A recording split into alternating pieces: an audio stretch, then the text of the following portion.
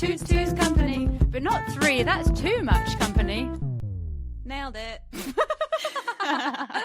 Hello and welcome to episode 5 of Two's Company, a fortnightly podcast hosted by cold water swimmer Sophie Hellyer and nutritional therapist Grace Kingswell.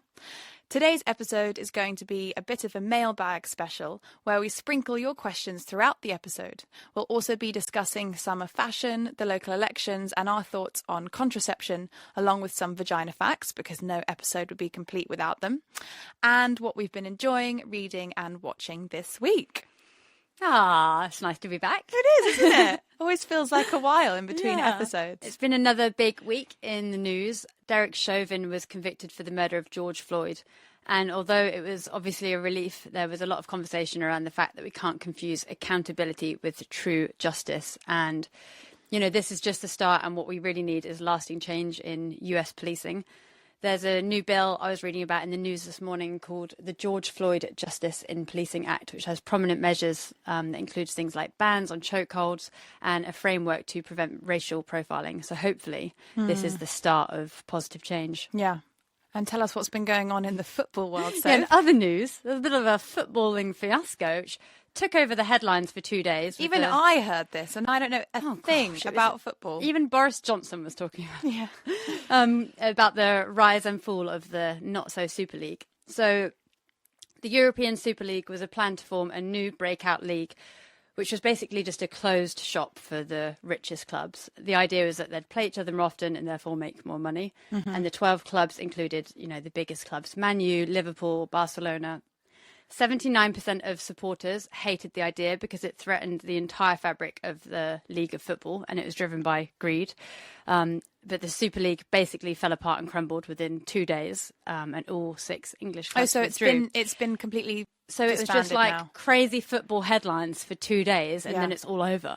Because am I right in saying that the beauty of what's the name of the league that we have now? The Premier League is that any club in the country can start off at the bottom and work its way up and play really well. It's on merit. Yeah. So, have you seen? There's a great series on Netflix called. Is it called The Beautiful Game, Nick? The English Game. It's all about how football started in this country, and it's. Did you watch Downton Abbey?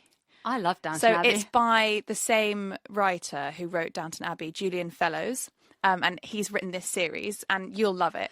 This sounds like a series I will actually love. I know. And it's so it starts with the Eton boys, and they basically, you know, founded football and they controlled the league or the Premier League or whatever it was. And then these clubs from up north in the factory towns, like in Liverpool and Yorkshire, started playing really well. And it was about how they tried to get in with these Eton lads and what happened and how they really. You'll love it. I wonder if it covers. Actually, the history of women's football is really interesting as well because... It doesn't cover that. Oh, because when men went off to war, it was the women who were playing all the football. And then they basically banned women from playing football when the men for came decades. Back. Yeah, and that's why then women's football became so far behind because they basically made it illegal for women to play football. Oh, that's very interesting. Speaking of women's football, yes. I played my first league match since lockdown eased yesterday, so my legs are tired. But I did want to talk about the Women's Super League here because this European Super League they were talking about conceptually shared some of the same basic parallels as the Women's Super League. So, you know, clubs had to apply to participate and it was a closed shop. But the Women's Super League was always clearly devised as a way to professionalise the women's game and attract new audiences. And it was about the health of the game, not the wealth of the game. And it's been really successful. And now the Women's Super League attracts foreign superstars like Pernille Harder and Sam Kerr. Any thoughts on football there, Grace? Well, I was just looking at our notes there and it says GK thoughts on le football. Football? Well, I have minimal thoughts on football. It's not something I have... ever cared about. I know a lot of people in this country do, but my dad is not a particularly like manly man that plays like football and rugby. He's very artistic and creative and actually quite good at tennis. Grace's dad. So yeah, I don't really care. Don't give a shit. So on to some more important news. More important news. On Thursday, the domestic abuse bill will receive royal assent to become law after a campaign conducted by women's groups, MPs, lawyers and survivors that began back in 2017. And among its measures, the bill has a more accurate definition of abuse, including economic abuse. It makes non-fatal strangulation a specific offence. It includes post-separation abuse and makes it illegal to share intimate images without consent. However, it fails to extend support to migrant women who have no resource to public funds. So positive. Very positive. So excluding migrant women, that's basically really good news for women who are in abusive relationships. It's a really positive move forward. So basically sharing images on the internet. revenge porn, basically, will be illegal. Yeah. Great. Hooray. Excellent. And tell us about the local elections, Soph. So I was trying to work out the date that this podcast is coming out, but I think when this podcast comes out, the local elections will be the following week, so they'll be in between this episode and our next episode.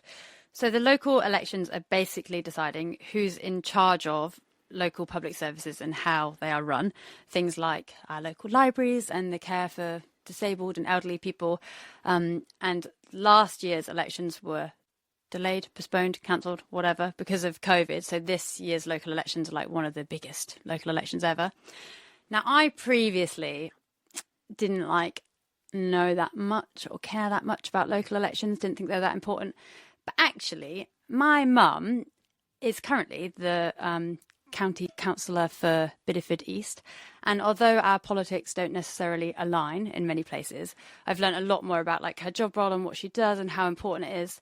I also just want to say I'm really proud of my mum. She is like, when like my mum and dad got divorced when I was 5 or 6. And then my mum was like single working mum in a care work, minimum wage, like literally wiping old people's bottoms, and has now like retired from that job and has somehow found the confidence and knowledge to go into being a county councillor, which is like, I'm just so impressed that she is this, like, she's basically a sea of men and then she's like the one woman in the room quite often, so I'm really proud of her.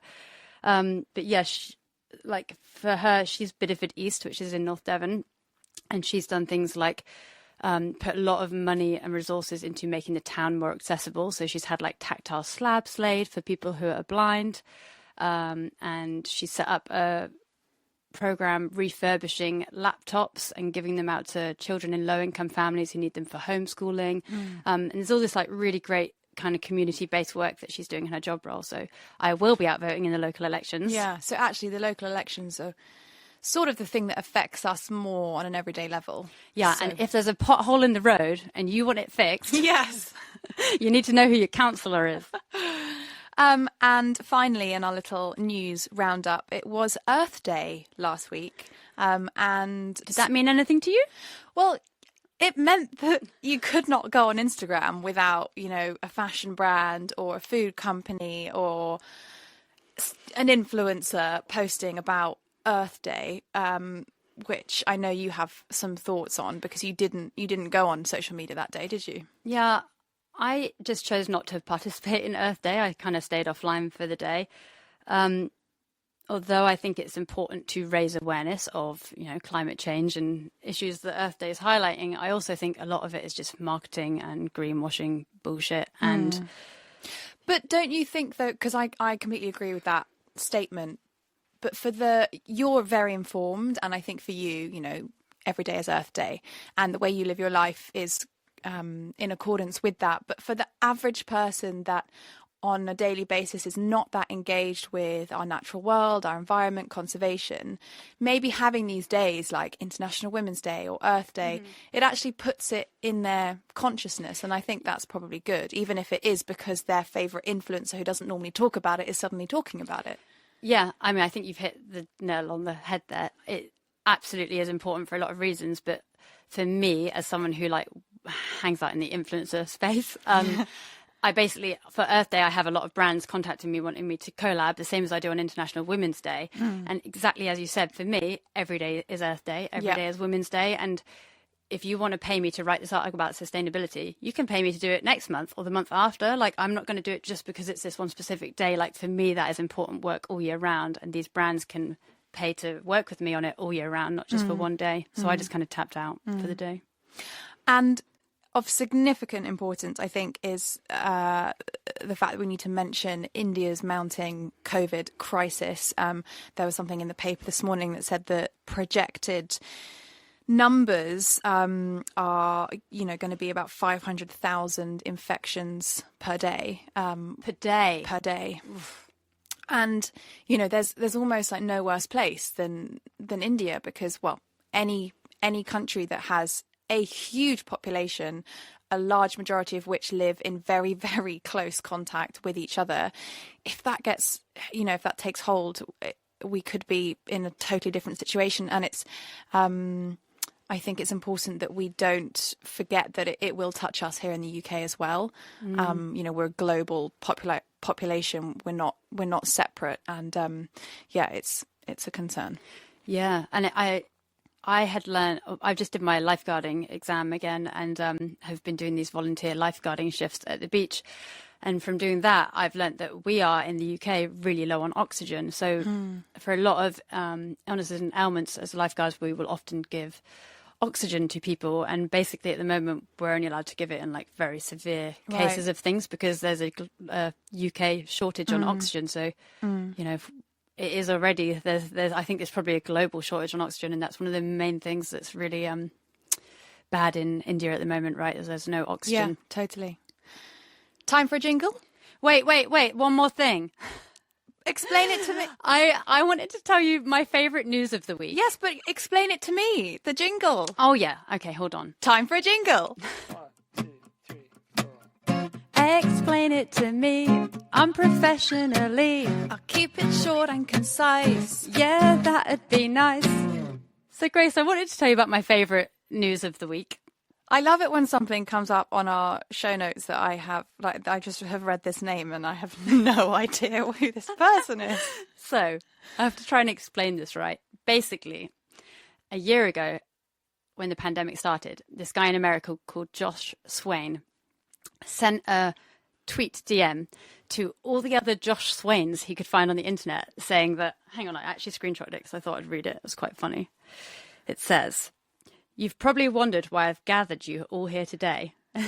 One Josh replies, "Because we all share the same names." Josh Swain says, "Precisely. The 24th of April, 12 p.m. Meet at these coordinates. We fight. Whoever wins gets to keep the name. Everyone else has to change their name. You have a year to prepare. Good luck." What? And anyway, that date was yesterday as we were recording this, so Saturday. So what basically happened was these coordinates were like somewhere in Nebraska or something in America, and all of these Josh Swains, and then they actually opened it up to anyone with the first name Josh because there wasn't that many Josh Swains, had to arrive at these coordinates and fight to win the title of Josh. How is this in relation to COVID, though? It's not anything to do with COVID. Well, other than were COVID measures adhered to, I don't know.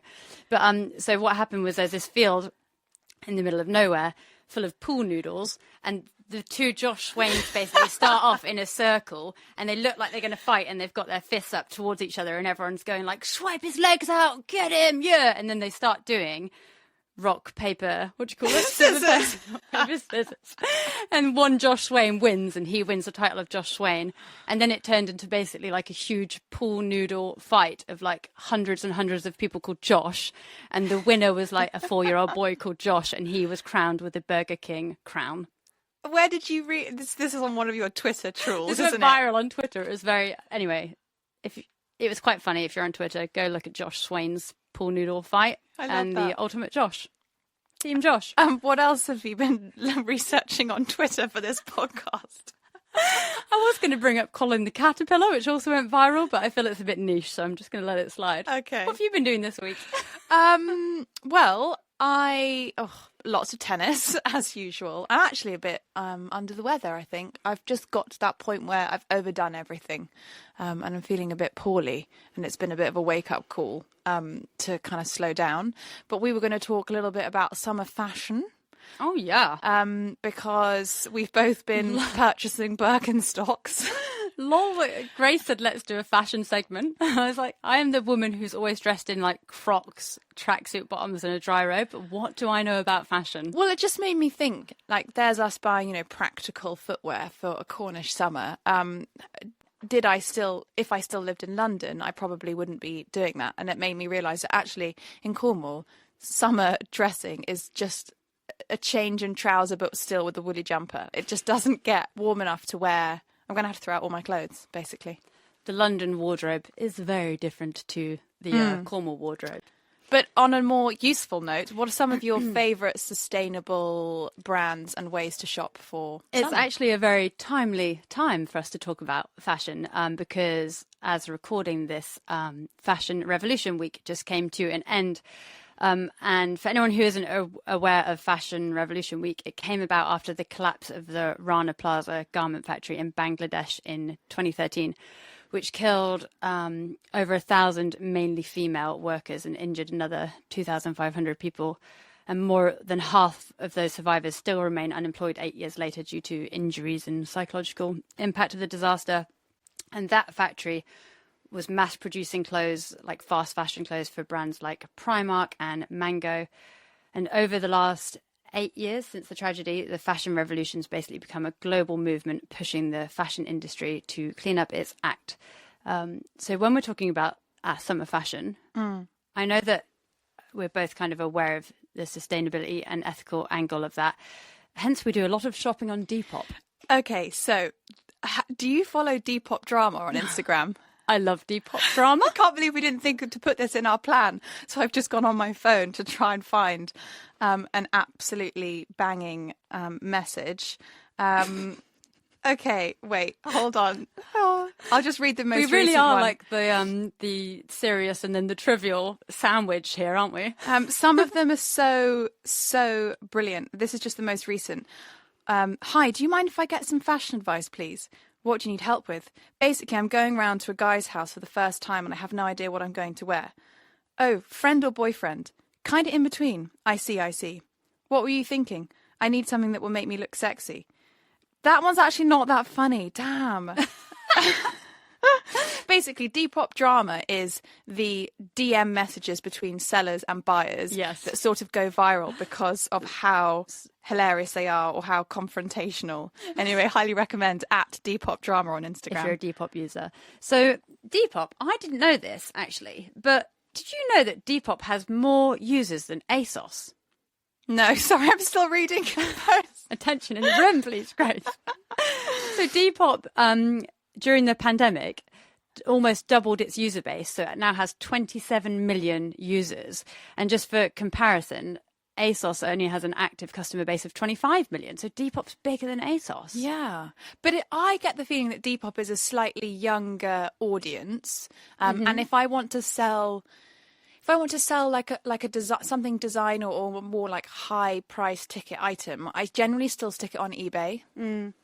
I quite like shopping on Depop because I feel like you can indulge those consumerist impulses, but without compromising your values so much. It's always like, I got it secondhand on Depop.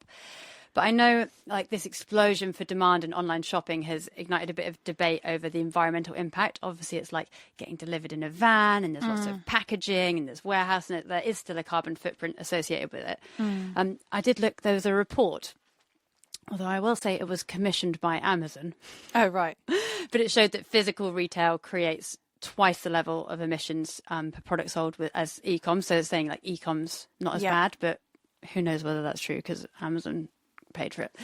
Well, it's just had to become an inevitable part of existence in the last year with COVID because people still need stuff and we haven't been able to go to shops. So yeah, and like you're saying about Depop being a younger audience, and I would say like it's mostly like it's like Gen Z making a living off of Depop, and I always think, oh yeah, that generation, they really care about sustainability and where their clothes are manufactured and who made them, but if you actually think about like who's watching Love Island, those fast fashion brands like Boohoo selling dresses for £5. Yeah.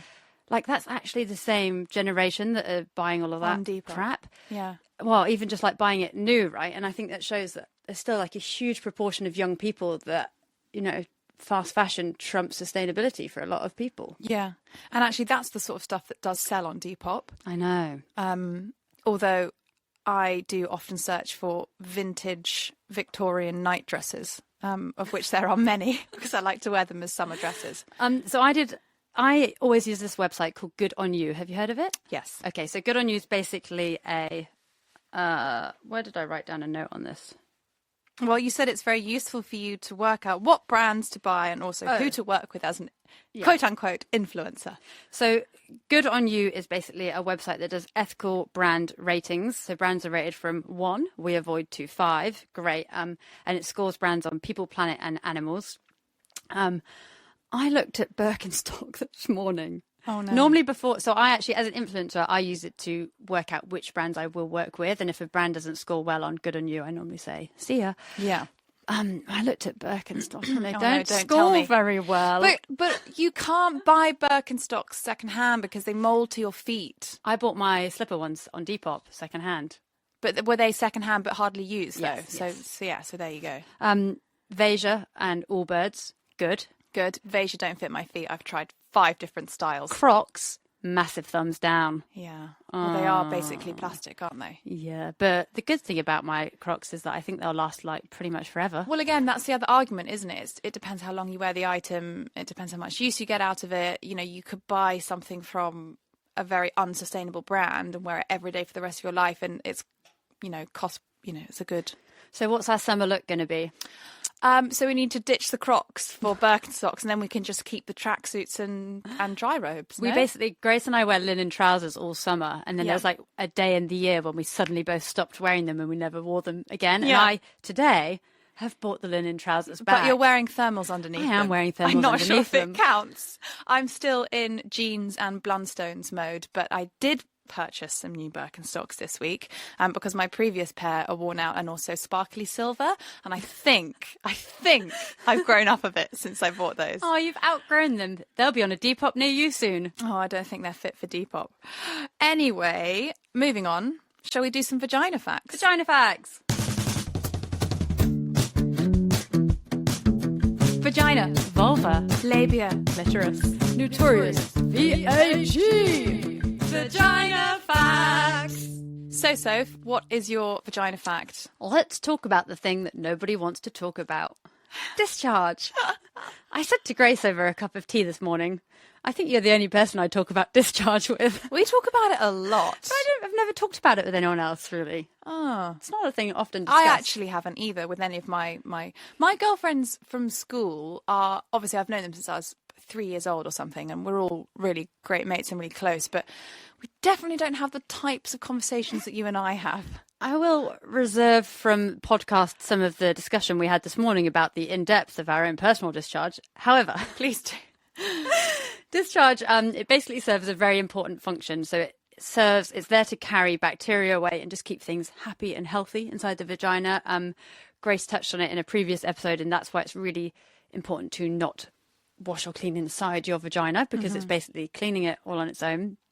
Typically, healthy discharge will either be white or clear and watery or clear and stretchy. And if there's any itching or change in texture, I mean, anecdotally, it's always described as like cottage cheese. Yes. That's probably a symptom of yeast infection, which is also really common. And keep an eye out if there's any yellow or green hue or discharge that's clumpy or smelly or has a like funny odor. This could be a sign of a STI or bacterial vaginosis or an infection. So, basically you should know what's normal for you with your own discharge. And if it's not normal for you, then check in with your doctor. But I think I spent the whole of my 20s thinking that I was a bit abnormal for because you don't hear about it. You don't talk about it. I was saying actually often you need almost a panty liner in for discharge, right? And when you've got, your favorite influencer or, someone with thousands of followers on Instagram saying that they don't wear underwear underneath their gym leggings, you start thinking, well, what's wrong with me? Because I need underwear. Otherwise, stuff's going awry. Yeah, we discussed that in a previous pod, and we had so many listeners saying that they don't wear underwear with their leggings. So There are times of the month where I wouldn't need to, but and actually this is a good point to raise. Your discharge will change throughout the month. So when you're ovulating and your body is preparing itself for sexual intercourse so that you can get pregnant, you have a lot more discharge because it's like lubrication. Yeah, so that clear, stretchy, kind of like goopy stuff means you're ovulating. Yeah. And I do use that as part of tracking my cycle. So anyway, discharge is normal and healthy. Let's not be embarrassed about it. I'm still embarrassed about it. Grace Kingswell, what's your fact? So, segueing quite nicely from talking about your cycle, I'm not going to give a vagina fact because I have quite a lot to say on one of the mailbag questions that we had this week, which was about our views on contraception. Now, I'm going to talk quite a lot about the hormonal contraceptive pill and the sort of medical side of that, what it does to your body, how it works, and what happens when you come off it. But before I jump into that, let's just talk about our own personal thoughts on contraception. Yeah. So I went on the pill at about 15 and was on the pill for 10 years. And then I had an implant in for 3 years. And since then I've been doing fertility awareness or natural planning with using an app-based method. For me, I think I don't think it's that useful to have this like discourse around like natural and hormonal and natural and not natural. I think what is really important is that everyone is aware of all of their options. So I didn't know that not being on the pill was an option, basically. That was just like what I did forever. Pop quiz. How many types of contraception can you name, Grace Kingswell? Oh, okay. Hormonal pill. Yes, one. The copper coil and the hormonal coil. One of them is called the Marina. The hormonal implant that goes into your arm. Condoms. A diaphragm. Natural awareness cycles. You're quite good. Well, I am supposed to know these things for my job. I think well, okay, so that's basically, did you say the injection? Oh, no, I didn't say that My one. sister has the injection. And also the emergency one, the morning after pill. Morning after I think pill. you got the rest. Well done. And the diaphragm's basically like a female condom, right? Like a semi-dom. Yeah. I don't know how many people use it. I think it's probably one of the lesser used, but that is not based on any research. One thing I thought was quite interesting that I heard the other day, again, I have not fact-checked this, but I heard, I think it was in some nutritional therapy circles, that trials on the male hormonal contraceptive pill have stopped because the men couldn't deal with the side effects, which are the exact same side effects that women taking the hormonal contraceptive pill have dealt with for years, i.e. mood swings, feeling really up and down, getting bloating. So, yeah, I don't think we can shirk the responsibility just yet, ladies. No, that doesn't surprise me at all. I think there's, if you looked at the like funding and studies that have gone into Viagra compared to the contraceptive pill, I think you'd be pretty shocked with how much is spent on Viagra in comparison. Yeah, and that's not to say that I think there would be men out there that would be very happy to take on that burden. And actually, my husband and I were talking last night about children and everything, and he was saying, "Oh," and I said, "Can you do it? Like, I don't want to do it." Imagine. And he was saying, "Oh, if I could, I would," but it doesn't work like You that. can't. Yeah. So anyway, my birth control, my basic thought is that, I'm currently using a natural method, like not taking hormones or anything, but I know that doesn't work for everyone's body, and if you're on the pill and that works for you, in my opinion, great, like find what works for your body. I just think it's important that everyone is aware that there are lots of different methods and you don't just have to like go on the pill or nothing. So my experience of contraception, I took the hormonal pill for my skin, actually, for less than a year, like really not very long. When I was at school and quite spotty, I was just desperate to do anything I could to clear up my skin. And I took Yasmin pill for, not that long. I wasn't sexually active yet, so I didn't need it for contraception. But then, I guess my experience is quite different because when I was 22, I had both my fallopian tubes removed. So since then, I have had my own inbuilt contraception.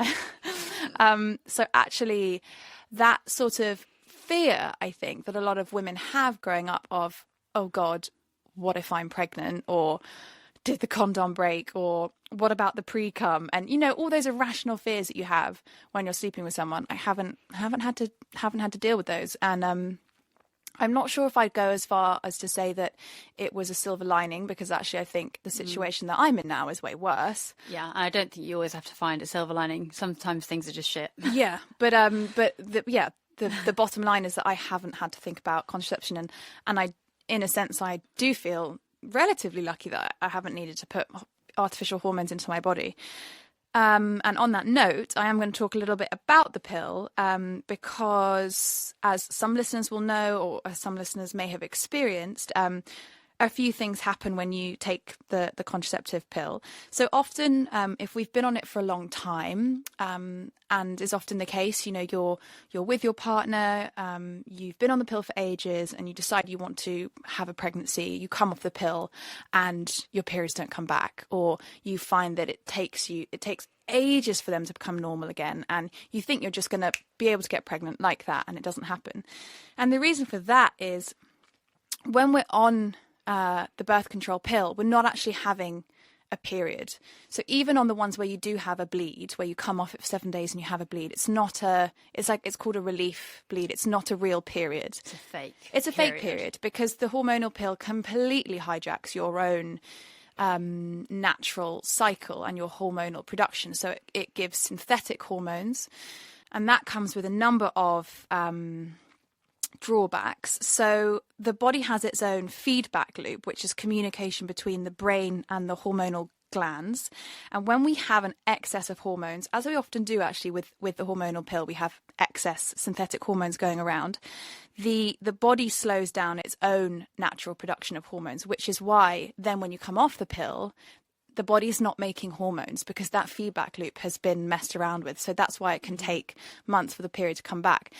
The pill also depletes you of certain nutrients, a lot of the B vitamins, zinc, folate, and coincidentally, those are the specific nutrients, or some of the specific nutrients that are needed for a healthy hormonal period and cycle. So again, you deplete the nutrients, you come off the pill, you think your period's going to come back, and it doesn't, because you're nutrient deficient.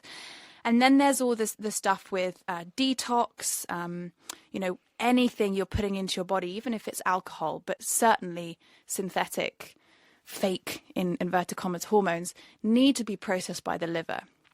So the liver is like your detox. A big part of that is methylation, which is one of the processes by which we detoxify. And all of these things get slowed down and slightly compromised when we are taking big doses of synthetic hormones. So there is a lot to consider, I think. There's also the connection with gut health, and actually the literature surrounding gut health is quite sparse still, but there are some studies and some evidence showing that the oral contraceptive pill may alter the gut microbiome. And then you've got this kind of chicken and egg situation. Did they go on the pill because, and to preface that, your gut microbiome help you detoxify your hormones, right? Mm-hmm. So chicken and egg is that, did you have a bad gut microbiome to start with, so therefore you couldn't detoxify your hormones properly, and therefore you were getting terrible PMS?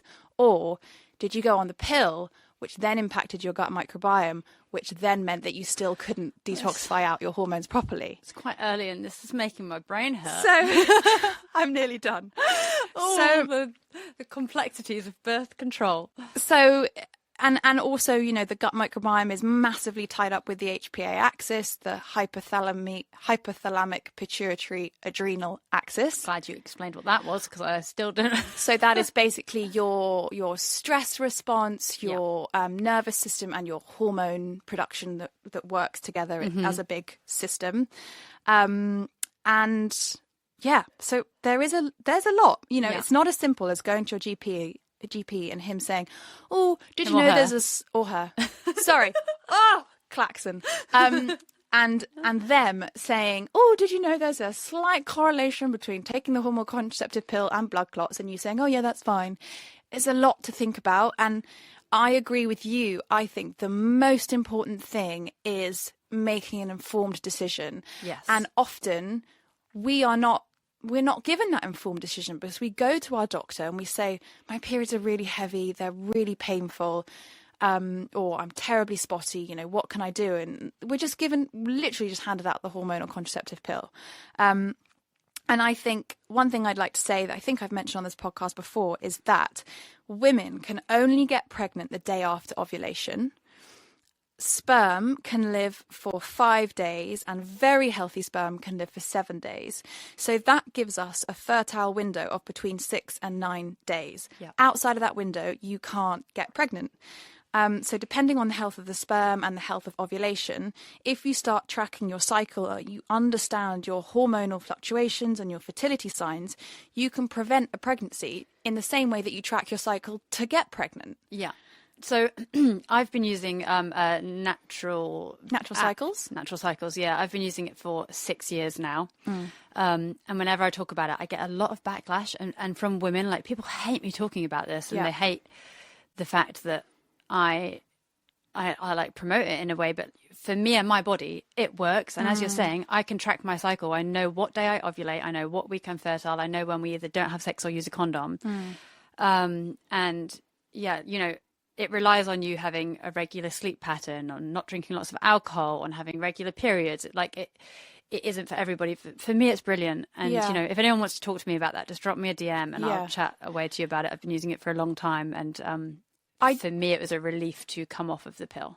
I do think that every woman has the right to decide what form of contraception she uses and has the right to contraception. You know, I think in this day and age, we should be able to decide when we have a pregnancy. But I think it's also, what I don't like is the misinformation surrounding the hormonal methods of birth control and the lack of understanding of how they could be affecting your body. And I think the last thing I'll say is that as women, I think we're so lucky that we have our menstrual cycle. It's basically our fifth vital sign. Yeah.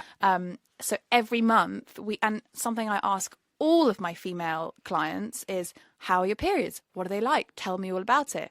How's the blood look? Is it really heavy? Do you get pain? Are you having bloating around your period? Do your poos change around your period? What are your emotionals like? Period poos. Period poos. And, you know, the pill stops the body's ability to produce progesterone, which is our most protective hormone. Progesterone makes you feel great. So it's important to understand all the facts. It's important to take the hormonal contraceptive pill if your lifestyle requires it. Like you said, if you're out all the time partying, you haven't got regular sleep cycles and you're doing this, that and the other, then maybe it's right for you. But the crucial thing is understanding the facts. Yeah. I don't know if this is the same for you, but when I was 15, which was a very long time ago now, it was like cool to be on the pill. Like I wasn't having maybe I was having sex, but it was like people weren't even going on the pill because they were having sex. It was just like cool to be on the pill. I went to a bit of a rough school, so maybe it's a bit different. Yeah, I don't really remember that being a thing for me. For me, growing up, it was all about like, I just need the skin on my face to be normal. And actually, I then went on to take antibiotics for my skin, and that was what kind of landed me on all of my health issues. So, what have you been reading, watching, loving, absorbed in this week, Grace Kingswell? So I would love to spend an entire episode talking about Line of Duty, but I will quickly round up with a couple of things. Nick and I finally watched My Octopus Teacher on Netflix, which won a Grammy last night. An Oscar! Soz. We're so up to date on current affairs and pop culture. It's Monday morning, 9 a.m. Oh, gosh.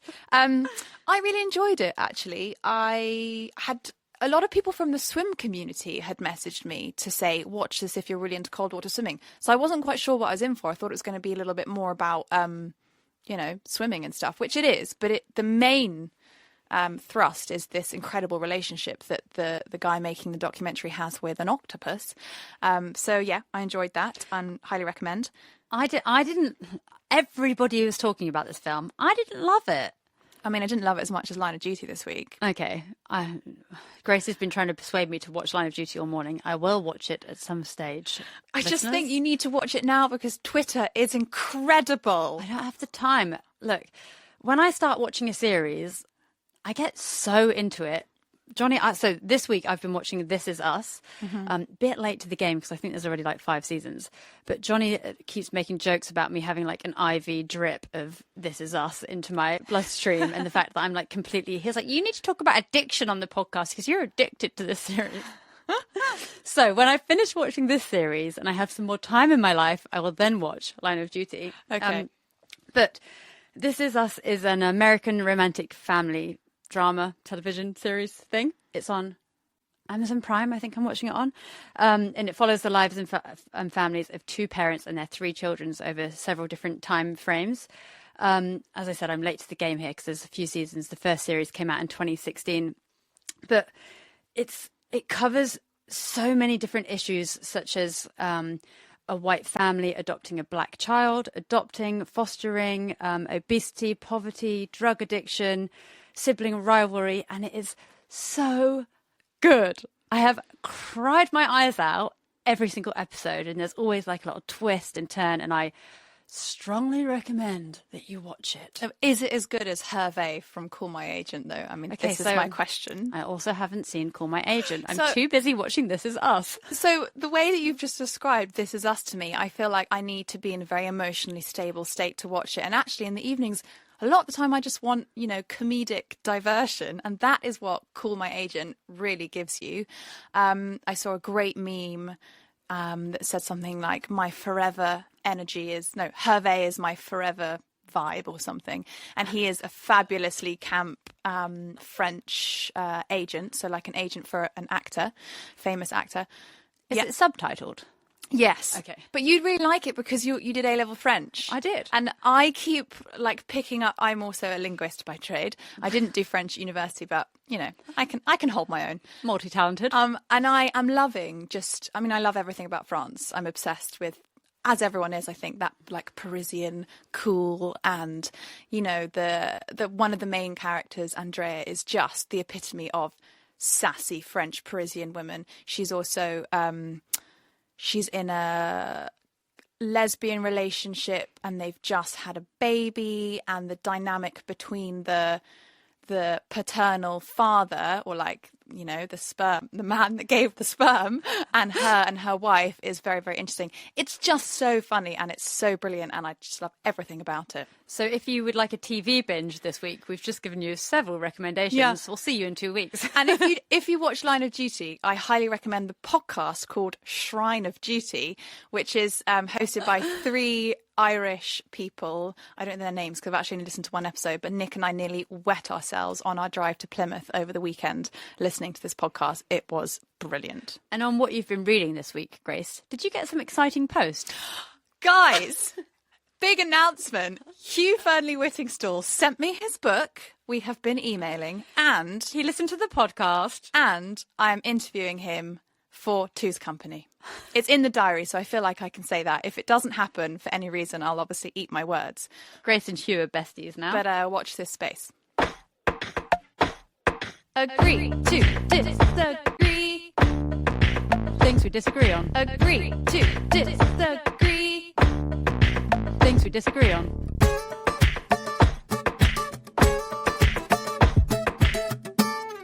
This week on Things We Disagree On, I had a stroke of genius. So Sophie had left a note on our shared Google Doc thing that we use to plan our podcast, saying, just like question mark, question mark, question mark. And I just thought, I think it was yesterday, the day before, leaving a tea bag in a cup of tea. Sophie Hellyer does it all the time. And the other morning when I had my near fainting episode on the beach, and the only food and drink we had, which actually was a lesson to both of us, always carry snacks, you had a flask of tea with oat milk in. And a tea bag. And I was just gagging for it because I knew that there would be sugar in the oat milk. But the tea all it tasted of was the bag. This came to Grace's mind because I think we went for a swim yesterday morning, and I had my cup of tea with this tea bag in, and I said, "Oh, do you think I can leave my tea bag on the beach? It's biodegradable." And I said, "Oh, not if it's got plastic in it." So anyway, that was why it came to mind. I have a strong defence for this. Can I just say one thing before we start? But when you leave the tea bag in tea, and feel free to defend yourself after I say this, it just continues to get stronger. So you brew a cup of tea for flavour, right? And you take that first sip, and it's amazing. 5 minutes later, if you've left the bag in, it's a totally different cup of tea. Agree and disagree. Basically, so I grew up, I think you're lazy. No, it's actually so growing up, like my family, we didn't have much money, and I remember my mum like crying because was she going to pay the gas bill this week or buy food? And I remember going around the supermarket, and every time we went to the supermarket, she'd have a piece of paper and a pencil, and she would tot up every single thing put in the trolley to make sure she could afford it to the penny. And one of the things I learned in my childhood was that you can always get at least 2 cups of tea out of a tea bag. True. And so we always, like, as children and then through my life, you always use a tea bag more than once. You get your money's worth out of the tea bag. So although I would say I live quite a middle-class life nowadays, I still have the working-class tea bag in me. And even, like, all through, probably up until the last year or two, like, I would keep tea bags in my bag, and then I would go to the cafe and ask for a flask of hot water and then put my own tea bag in to save £2.50 on not buying a cup of tea. So it's just like, it's not, and I also love a strong cup of tea, so it doesn't really bother me about the flavour, but it's more that it's just this habit that I've had my whole life to leave the tea bag in because you can use it again.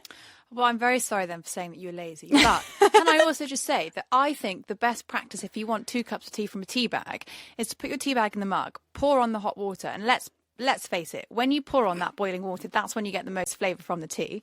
And then what you want to do is you want to like steep it or like, swoosh it around the mug for a little bit, take the tea bag out, and then when you want a second cup of tea, use that same tea bag again. If you leave your tea bag in that whole time, you're just having one long cup of tea. You couldn't then use that same tea bag again. I think you're forgetting how quickly I drink a cup of tea, because actually I make a cup of tea, drink it. I don't even have to reboil the kettle. It scalds your mouth. Because the kettle is still hot, so I just pour hot water straight back on top of it. Actually, maybe it doesn't scald your mouth because you put so much oat milk in your tea. It's basically lukewarm. No, I actually really like a hot tea. Anyway, I leave my tea bag in my tea. I get lots of DMs about it. Go away. And I do not leave my tea bag in my tea.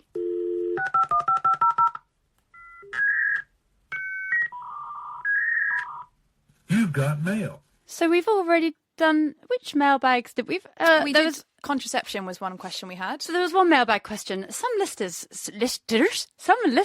seem to be confused as to who is who, and they can't define whether I am Grace or I am Sophie. I don't know why, to be honest, because Sophie... No, that's really mean. She's basically going to say Sophie can't pronounce it. Like, if Sophie's it's the one that can't say anything. If I pronounce all the words wrong, it's Sophie. If it's someone who's quite well spoken, it's Grace. So we need to do. Let's both say the same exact sentence one after another, and then people can see if they're Who's right. going to invent the sentence? Nick, what sentence should we say? She sells seashells shell on the seashore. Well, I think let's also say that sentence, but I have noticed that there are certain words that we say very differently. Like I say news and you say news. And I say... Do I? Yeah. What's in the news? Yeah, what's in the news? And I say what's in the news. So if it's what's in the news, it's me, Sophie. And also in one of our jingles, vagina facts, you say notorious, V-A-G, when actually it's notorious. So there's a theme here. Everything starts with a new. I blame my bad education for all of my words being said wrong. I've just got to hope you guys think it's cute and not that I'm totally stupid. So that was Sophie speaking, just in case you needed a clarification. But it's totally true, because when I first started listening to the High-Low, same as you, I didn't know who was who to begin with. It took me about 2 series and reading Dolly's book to work out who was Dolly and who was Pandora. And now I know it's really obvious. But if you weren't aware of me and Grace outside the podcast and you didn't know us about our separate lives and everything, maybe it's hard to know who's who. But probably you should follow us both on Instagram and then you'll know. Yeah, so basically just listen to all of our podcasts 5 times each and you'll get the hang of it. And we'll get really great ratings. Yeah, but I also think it's... one thing I love about us and about this podcast is that we do have very different backgrounds, and that comes across in maybe the way we say stuff. Yeah. And actually when I first started listening to the High-Low, I got the impression that they had very similar upbringings because they sounded the same. Yeah. And I mean, when where they grew up and their education and stuff, like Pandora Sykes and Dolly Alderton, they probably have got a lot of similarities. And although you and I now currently are living a very similar lifestyle, neither of us have children, we live in the same village, we have like similar salary, we come from different places. So yeah, hopefully that brings an interesting element to the podcast. Yeah. Another question in the mailbag was, what degree would you study if you were going back to university again? Such a good question. I really like that. Do you know, I've always said that I wished I'd gone to art school. So my plan when I was doing for my A-levels, I was doing fine art, history of art, English literature and Spanish. And art was like my thing, and I've always been very creative. And my dad is a creative director. He works in advertising. My dad's dad was an artist. And it was just the way that I wanted to go. And then I did really well in my GCSEs. I think I got 9 A stars and 1 A. And then I did really well in my AS levels. And my school encouraged me to apply to Cambridge.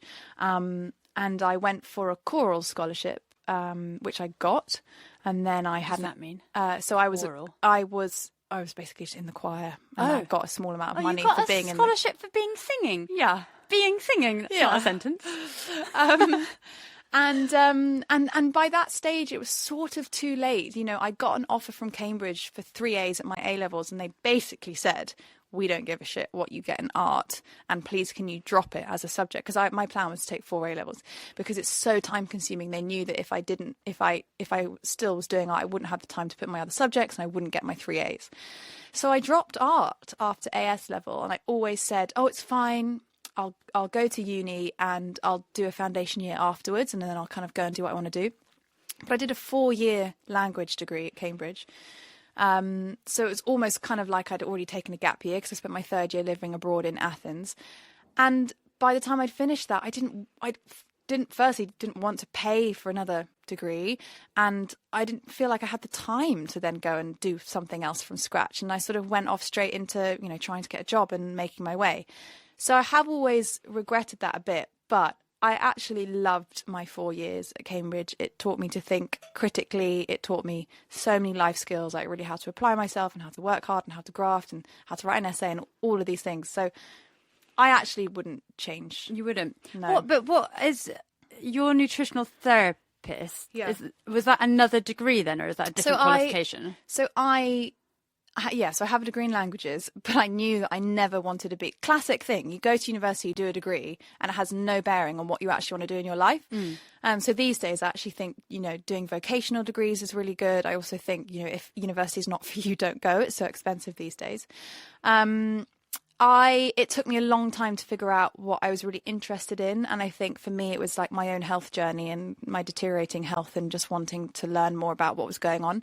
So I retrained basically, but I've just accepted an offer from the University of Worcester to do a 2-year master's in nutritional therapy starting in October.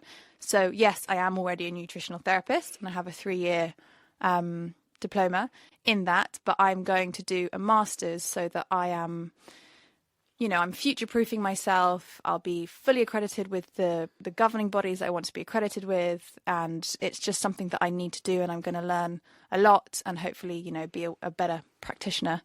But yeah, 2 years of my life coming up. Yeah. What about you? So I did a degree in event management, which in Plymouth, which was great fun and has actually been really practical. And, you know, I use it. I worked in events for a while and did some producing, and now, you know, running Rise Fierce and the retreats there, I am using what I learnt in my degree. So it's been useful. I have actually recently been looking at going back to train as a paramedic. It's just something, you know, I really enjoy being a lifeguard, and I feel that it's like pulls all my skills together. Although I'm someone that's like a bit anxious day to day, in a crisis, I'm quite good. Like You're so good. I switch on in a crisis, and it's like those. I think being a paramedic would be something that would really suit me. But basically, I would have to go in as a ECA for 2 years and then train on the job. So I wouldn't be a qualified paramedic for 4 years, and I would be working night shifts. The starting salary isn't great, so you know it's a career that I would like to do, and I think I'd love it. But I'm just kind of I'm thinking about it. Weighing up the options. Weighing up my options, yeah. Yeah, night shifts are very hard. I also think that must be nearing the end of the podcast because my ankles are really hurting and I'm starting to fidget. Wait, wasn't it in the last episode that I said, Sophie, stop? Yeah. What was fidgeting? Or... Actually, on that note, our friend Kat Sarsfield said that was the funniest part of the podcast that Grace told me off for fidgeting. And I would like to mention Kat Sarsfield because she's turning 30 this week. Happy birthday to you. I won't make you listen to me singing the whole song. No. Happy birthday, Kat. Happy birthday, Kat. So I think that concludes this week's episode. Thanks for bearing with us as we did a bit of a lull, less serious episode and talked about, Birkenstocks and, vaginas, but we always talk about vaginas. Do keep sending in your questions for our mailbag. And we'd also love to hear what you've been enjoying this week and reading and listening to and engaging with, because we love a recommendation, don't we? Yeah. And if you want to rate and review us in the Apple Podcast app, please do, because those little reviews really make my day. Yeah, Sophie's very good at reading them and keeping her finger on the pulse, and she sometimes sends me them, and it's lovely. I have to say there's been quite a few saying that, like, we're keeping people up to date on current affairs. Do not rely on us. Please read the news as well. Please fact check. Please fact check us. Also, I mean, I hope we're keeping it relatable and useful and interesting for people. But I do love hearing the stories that you read on Twitter, because I'm not on Twitter. But these are ones about people having battles with the Battle of Josh. Yeah, more of that. Okay, bye. Bye. Two's company, two's company, two's company, two's company, two's company, two's company. But not three, that's too much company. Nailed it.